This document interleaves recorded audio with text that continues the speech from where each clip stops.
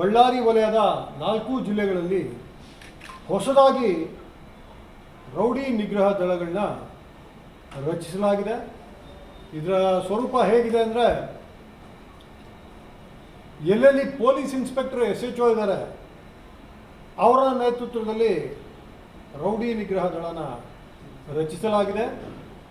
ಹಾಗೆಯೇ ಎಲ್ಲಿ sub inspector ಅವರು SHOಗಳಾಗಿದ್ದಾರೆ, ಠಾಣಾಧಿಕಾರಿಗಳಾಗಿದ್ದಾರೆ, ಅಲ್ಲಿ ವೃತ್ತ ಮಟ್ಟದ ಸರ್ಕಲ್ ಇನ್ಸ್ಪೆಕ್ಟರ್ ನೇತೃತ್ವದಲ್ಲಿ ನಾವು ರೌಡಿ ನಿಗ್ರಹ ದಳ ನಾವು ರಚನೆ ಮಾಡಿದ್ದೇವೆ.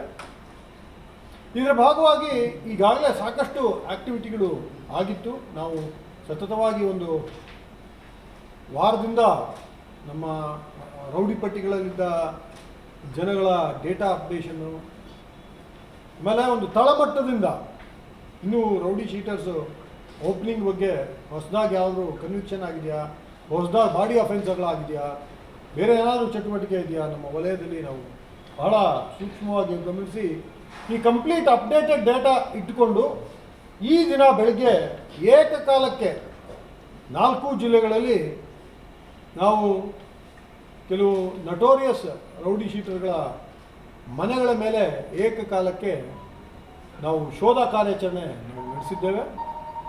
ಇದರ ಡೀಟೇಲ್ಸ್ ತಮಗೆ ತಿಳಿಸ್ಬೇಕು ಅಂದರೆ, ಬಳ್ಳಾರಿ ಜಿಲ್ಲೆಯಲ್ಲಿ ಇಡೀ ಜಿಲ್ಲೆಯಾದ್ಯಂತ 104 ಮನೆಗಳ ಮೇಲೆ ಶೋಧ ಕಾರ್ಯಾಚರಣೆ ನಡೆದಿದೆ. ವಿಜಯನಗರ ಜಿಲ್ಲೆಯಲ್ಲಿ 106 ಮನೆಗಳ ಮೇಲೆ ಶೋಧ ಕಾರ್ಯಾಚರಣೆ ನಡೆದಿದೆ. ಹಾಗೆ ರಾಯಚೂರಿನಲ್ಲಿ 103, ಕೊಪ್ಪಳದಲ್ಲಿ 68, ಈ ರೀತಿ 381 ಕುಖ್ಯಾತ ರೌಡಿಗಳ ಮನೆಗಳ ಮೇಲೆ ಶೋಧ ಕಾರ್ಯಾಚರಣೆ ನಡೆದಿದೆ. ಇದರ ಮುಖ್ಯ ಉದ್ದೇಶ 2 ಭಾಗದಲ್ಲಿ ನಾವು ನೋಡ್ಬೋದು. ಪ್ರಮುಖವಾಗಿ ಏನು ಈ ರೌಡಿ ಶೀಟರು ತನ್ನ ಅಧಿಕೃತ ವಿಳಾಸ ಅಂತ ಪೊಲೀಸ್ ಠಾಣೆ ತಿಳಿಸಿದ್ದಾನೆ, ಅಲ್ಲೇ ವಾಸ ಇದ್ದಾನಾ ಇಲ್ವಾ ಅದರ ವೆರಿಫಿಕೇಷನ್ನು, ಇವನು ಯಾರಾದರೂ ಸಹಚರರು ಸಹ ಇವನ ಜೊತೆ ಇರ್ತಾರಾ ಅದರ ವೆರಿಫಿಕೇಷನ್ನು, ಇವನು ಬಳಸ್ತಾ ಇರೋ ವಾಹನ ಏನು, ಇವನು ಠಾಣಾ ಮಟ್ಟದಲ್ಲಿ ಏನು ನಾವು ಬಹಳ ರೆಗ್ಯುಲರ್ ಆಗಿ ರೌಡಿ ಪರೇಡ್ಗಳು ಮಾಡಿದಾಗ ಏನು ತಿಳಿಸಿರ್ತಾನೆ ಮಾಹಿತಿಗಳು, ಅವೆಲ್ಲ ನಿಜ ಇದಾವ ಇಲ್ಲ ಅನ್ನೋದು ಒಂದು ಭಾಗ. ಎರಡನೇ ಭಾಗ, ಏನಾದರೂ ಇನ್ಕ್ರಿಮಿನೇಟಿಂಗ್ ಆರ್ಟಿಕಲ್ಸ್ ಇದೆಯಾ, ಮನೆಯಲ್ಲಿ ಏನಾದರೂ ವೆಪನ್ ಇಡ್ತಾನ, ಅಥವಾ ಮನೆಯಲ್ಲಿ ಬೇರೆ ಯಾರಾದರೂ ಸಾರ್ವಜನಿಕರಿಗೆ ತೊಂದರೆ ಕೊಡುವಂಥ ದಾಖಲಾತಿಗಳಾಗಲಿ, ಬೇರೆ ಈ ಥರದ್ದು ಏನಾದರೂ ಇನ್ಕ್ರಿಮಿನೇಟಿಂಗ್ ಆರ್ಟಿಕಲ್ಸ್ ಇದೆಯಾ, ಇದನ್ನು ನೋಡೋ ಒಂದು ವ್ಯವಸ್ಥೆ ಇದಾಗಿತ್ತು. ಈಗ ಬೆಳಿಗ್ಗೆ 5:30 ಸ್ಟಾರ್ಟ್ ಮಾಡಿ ಇನ್ನೂ ಹಲವಾರು ಜಾಗಗಳಲ್ಲಿ ನಡೀತಾ ಇದೆ. ಇನ್ನೂ ಇದು ಪೂರ್ಣ ಪ್ರಮಾಣದಲ್ಲಿ ಮುಗಿದಿಲ್ಲ. ಒಂದು ಪ್ರಮುಖವಾಗಿ ಮೆಜಾರಿಟಿ ಪ್ಲೇಸಸ್ನಲ್ಲಿ ಎಲ್ಲ 381 ಜಾಗಗಳಲ್ಲಿ ನಮಗೆ ಒಂದು 16 ಜಾಗಗಳು ಬಿಟ್ಟರೆ ಉಳಿದೆಲ್ಲ ಕಡೆ ಏನು ರೌಡಿ ಶೀಟರ್ಗಳ ನಮಗೆ ಇದ್ದಿದ್ದ ಮಾಹಿತಿ ಇದ್ದಿದ್ದ ಮನೆಗಳಲ್ಲೇ ಸಿಕ್ಕಿದ್ದಾರೆ. ಅಲ್ಲಿ ಇವತ್ತು ನಾವು ತಪಾಸಣೆ ಮಾಡಬೇಕಾದ್ರೆ ಸಿಕ್ಕಿದ್ದಾರೆ. 13 ಜನ ಮೃತರಾಗಿದ್ದಾರೆ. ರೀಸೆಂಟಾಗಿ ಲಾಸ್ಟ್ ನಾವು ಪರೇಡ್ ಮಾಡಿದಾಗೂ ಇವಾಗೂ ಆ ವಿಳಾಸಗಳಲ್ಲಿ ಇದ್ದ ರೌಡಿ ಶೀಟರ್ಗಳು 13 ಜನ ಮೃತ ಹೊಂದಿದ್ದಾರೆ. ಸೊ ಇಷ್ಟು ಮಾಹಿತಿ ಬಂದಿದೆ. ಬಳ್ಳಾರಿ ಜಿಲ್ಲೆಯಲ್ಲಿ ಒಂದು ಕಡೆ ನಮಗೆ ಒಂದು ರೈಫಲ್ ಮಾದರಿಯ ಒಂದು ವೆಪನ್ನ ನಮ್ಮ ತಂಡ ಹೆಚ್ಚಿನ ತಪಾಸಣೆಗಾಗಿ ಸೀಸ್ ಮಾಡಿದ್ದಾರೆ. ಅದೇನು ಫೈರ್ ಆರ್ಮಾ, ಏರ್ ಗನ್ನ, ಏನು ಮೇಲ್ನೋಟಕ್ಕೆ ಇನ್ನೂ ಅದು ಕ್ಲಿಯರ್ ಕಟ್ ಆಗಿ ಗೊತ್ತಾಗ್ತಾ ಇಲ್ಲ. ಏರ್ ಗನ್ ಟೈಪ್ ಇದೆ, but we want to be sure, ಯಾಕೆ ಈ ಮನುಷ್ಯ ಅದನ್ನು ಏನಕ್ಕೆ ಬಳಸ್ತಿದ್ದ, ಇದು ಹೆಚ್ಚಿನ ತಪಾಸಣೆ ನಾವು ಮಾಡ್ತಾ ಇದ್ದೇವೆ. ಕೆಲವು ಕಡೆ ಅವನಿಗೆ ಅಗತ್ಯವಿಲ್ಲದಿದ್ದ ಕೆಲವು ಡಾಕ್ಯುಮೆಂಟ್ಗಳು ಕೆಲವು ಮನೆಗಳಲ್ಲಿ ಸಿಕ್ಕಾಕೊಂಡಿದೆ. ಅಂದರೆ ಈ ಸೀಸಿಂಗ್ ಏಜೆಂಟ್ ಟೈಪ್ನವರು ಯಾರ್ದೋ ಸಂಬಂಧ ಇಲ್ಲದಿದ್ದು ರಿಯಲ್ ಎಸ್ಟೇಟ್ ಡೀಲ್ಸ್ದು ಪೇಪರ್ಗಳು ಕೆಲವು ರೌಡಿಗಳ ಮನೆಯಲ್ಲಿ ಸಿಕ್ಕಾಕೊಂಡಿದೆ. ಅದರ ಬಗ್ಗೆ ಸಹ ನಮ್ಮ ಅಧಿಕಾರಿಗಳು ಬಹಳ ವಿವರವಾಗಿ ಈಗ ತಪಾಸಣೆ ಮಾಡ್ತಾರೆ, ಹೆಚ್ಚಿನ ತಾಂತ್ರಿಕ ವಿಚಾರಣೆ ಮಾಡ್ತಾರೆ. ಒಟ್ಟಾಗಿ ತಿಳಿಸ್ಬೇಕಂದ್ರೆ ಆಮೂಲಾಗ್ರವಾಗಿ ಏನು ಈ ರೌಡಿ ಚಟುವಟಿಕೆ ಇದೆ ಇದನ್ನು ಸಂಪೂರ್ಣ ನಿಯಂತ್ರಣದಲ್ಲಿಡೋದು ನಮ್ಮ ಉದ್ದೇಶ. ಹಾಗಂತ ಎಲ್ಲ ಯಾರೋ ರೌಡಿಗಳೇ ಇಲ್ಲ ನಮ್ಮ ವಲಯದಲ್ಲಿ ಅಂತ ನಾನು ಹೇಳ್ತಾ ಇಲ್ಲ. ನಮ್ಮ ವಲಯದಲ್ಲಿ ಹೆಚ್ಚಿನ ಸಂಖ್ಯೆಯಲ್ಲೇ ರೌಡಿಗಳಿದ್ದಾರೆ.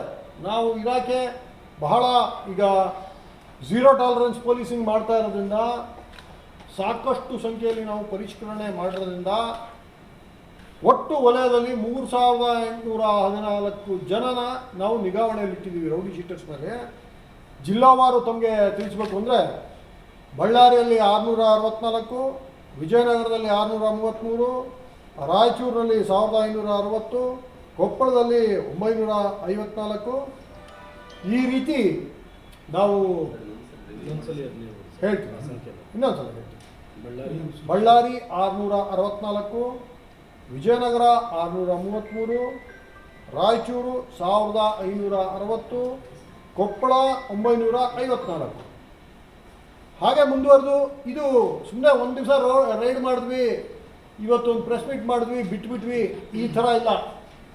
ಈಗ ಸನ್ಮಾನ್ಯ ಮುಖ್ಯಮಂತ್ರಿಗಳ ಆಶಯನು ಇದು 365 ಡೇಸ್ 24/7 ಈ ರೌಡಿ ನಿಗ್ರಹ ದಳಗಳು ಕೆಲಸ ಮಾಡಬೇಕು ಅನ್ನೋ ಆಶಯ ಇದೆ.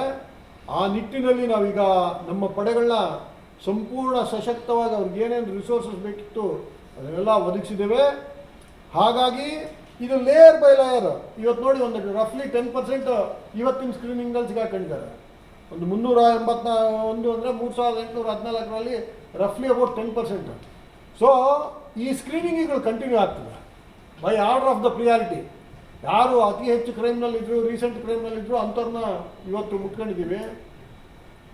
ಈ ಕೆಲವು ವಯಸ್ಸಾಗಿರೋರು 5-6 ವರ್ಷದಿಂದ ಕೇಸ್ಗಳಿಲ್ಲ ಅಂಥವರೆಲ್ಲ ಇದು ನಮ್ಮ ಪ್ರಿಯಾರಿಟಿಯಲ್ಲಿ ಕೆಳಗಿದ್ದಾರೆ. ಬಟ್ ಯಾರನ್ನೂ ಬಿಡಲ್ಲ. ಯಾವುದೇ ಒಬ್ಬ ರೌಡಿ ಓಹೋ ಇವತ್ತು ನಮ್ಮ ಮನೆಗೆ ಬಂದಿಲ್ಲ ನಾನು ಸೇಫ್ ಅನ್ನೋ ಭ್ರಮೆಯಲ್ಲಿದ್ದರೆ ಅವರು ಆ ಥರ ಒಂದು ಮಿಸ್ಕ್ಯಾಲ್ಕುಲೇಷನ್ನಲ್ಲಿರೋ ಅಗತ್ಯ ಇಲ್ಲ. ಪ್ರತಿಯೊಂದು ನಾವು ಈಗ ಮ್ಯಾಪ್ ಮಾಡಿದ್ದೇವೆ. ಅವರ ಮನೆಗಳು ಮಾತ್ರನೇ ಅಲ್ಲ, ಅವರು ಫ್ರೀಕ್ವೆಂಟಾಗಿ ವಿಸಿಟ್ ಮಾಡೋ ಏನು ಅಡ್ಡಗಳು ಅಂತಾರೆ ಅದನ್ನು ಮ್ಯಾಪ್ ಮಾಡಿಸ್ತಾ ಇದ್ದೀವಿ.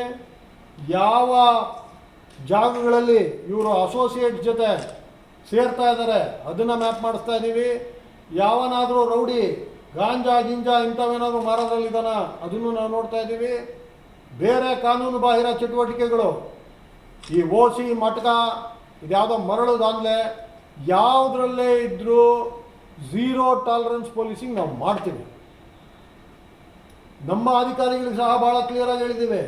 ಈಗ ತಾವು ಈ ಹಿಂದೆ ಕೆಲವು ನೋಡ್ತಾ ಇರ್ಬೋದು. We have been very firm about our own organisation. ಯಾವನಾದರೂ ಮ್ಯಾಂಡೇಟ್ ಆಫ್ ಇಲಾಖೆ ಬಿಟ್ಟು ಇವರ ಜೊತೆ ಶಾಮೀಲಾಗದಿರಲಿ, ಸಾಫ್ಟ್ ಪೆಡ್ಲಿಂಗ್ ಮಾಡಿದ್ರು ಸಹ ಬಿಡಲ್ಲ. So from our end we will put an end to any kind of soft peddling of all these illegal elements. ಅದ್ರ ಬಿಟ್ಟು ಮುಂದಕ್ಕೆ ಕನೆವೆನ್ಸ್ ಆದರೆ ಈಗಾಗಲೇ ಕೆಲವು ಪ್ರಕರಣಗಳಲ್ಲಿ ಅವ್ರ ಮೇಲೆ ಕ್ರಿಮಿನಲ್ ಪ್ರಕರಣ ದಾಖಲಿಸಿ ನಮ್ಮ ಸಿಬ್ಬಂದಿ ಅಂತ ಸಹ ಯಾವುದೇ ಮುಲಾಜಿ ನೋಡಿದ್ರೆ ಅವ್ರನ್ನ ಅವಲೇ ಜೈಲಿಗೆ ಕಳಿಸಿದ್ದಿದೆ. ಹಾಗೆ ಬರೀ ಯಾವುದೋ ಲೋವರ್ ಲೆವೆಲ್ ಫಂಕ್ಷನರೀಸ್ ಅಷ್ಟೇ ಅಲ್ಲ, ಬಹಳ ಸೀನಿಯರ್ ಲೆವೆಲ್ ಅಧಿಕಾರಿಗಳನ್ನ ಸಹ ಈಗಾಗಲೇ ಕೆಲವು ಕೇಸುಗಳಲ್ಲಿ ಸ್ಪಷ್ಟ ಸಾಕ್ಷ್ಯಗಳಲ್ಲಿ ನಮಗೆ ಮೂಡಿ ಬಂದಿತ್ತು. ಈಗಾಗಲೇ ಆಯಾ ಘಟಕಾಧಿಕಾರಿಗಳು ಕೆಲವು ಕೇಸ್ನಲ್ಲಿ, ನಮ್ಮ ಹಂತದಲ್ಲಿ ಕೆಲವು ಕೇಸ್ನಲ್ಲಿ ಸಸ್ಪೆನ್ಷನ್ನಲ್ಲಿ ಇಡಲಾಗಿದೆ. ಹಾಗೆ ಫರ್ಮ್ ಆ್ಯಕ್ಷನ್ಸ್ ಆಗ್ತದೆ. ಓಕೆ.